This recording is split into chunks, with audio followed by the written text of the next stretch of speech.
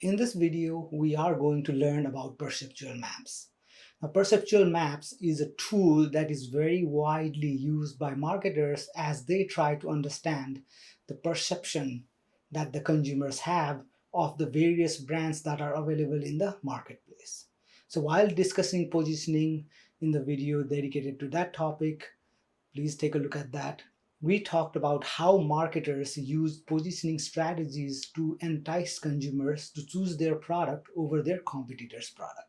So as discussed in the previous video, the differentiation may be based on many different factors such as product attributes, price, distribution, target market, etc. So if the marketer's positioning strategy has been successful, then their product will occupy a distinct position in their target consumer's mind. Perceptual map is a tool that is used to identify this position. So the perceptual map not only tells us the position of our product and the position that our product occupies in the consumer's mind, but it also tells us about the competitor's position in the consumer's mind.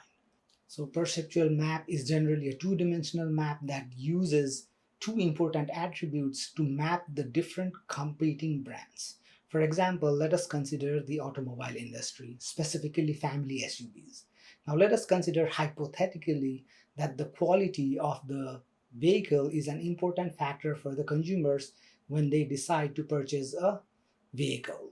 So for an example, here I'm going to take the JD Power and Associates 2020 top ranked family SUVs in terms of quality, and then I'm also going to use the miles per gallon for these vehicles from Google. Now keep in mind that I'm creating this map from actual figures. However, as the name suggests, this is a perceptual map and it is generally created based upon perceptions. So, and as we all know, most of the time perceptions do not reflect reality at all.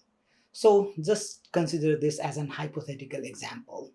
So if we look at these 9 different vehicles, we see that they perform differently in terms of their quality score as well as their miles per gallon. So let's consider that these are perceptions and not the actual reality. Now let's plot these figures using quality as the x-axis and miles per gallon as the y-axis. So from this chart, which is the perceptual map, we can see the position that these 9 different products occupy in the consumer's mind in terms of product quality as well as miles per gallon.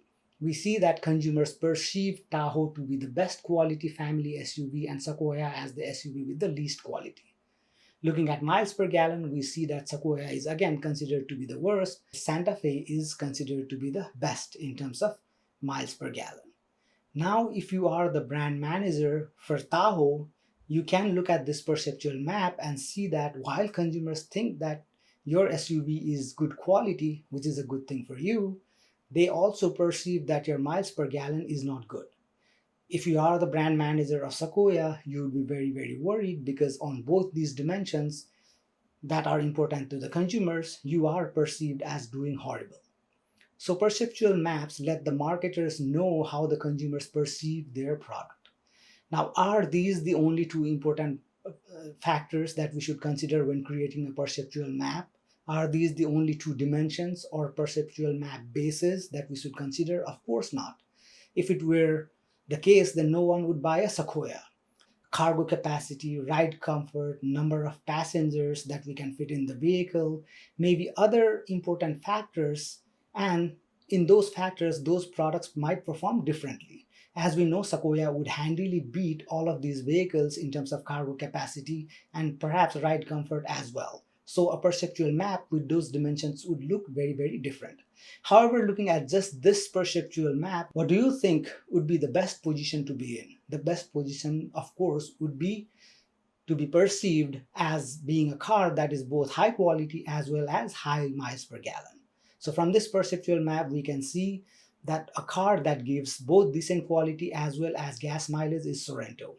Another great use of the perceptual map is that if two of those brands are close together, then they can be considered close competitors. So if for consumers, the quality of the car as well as the miles per gallon were the two most important factors, then the closest competitor for your brand would also be closest in the perceptual map.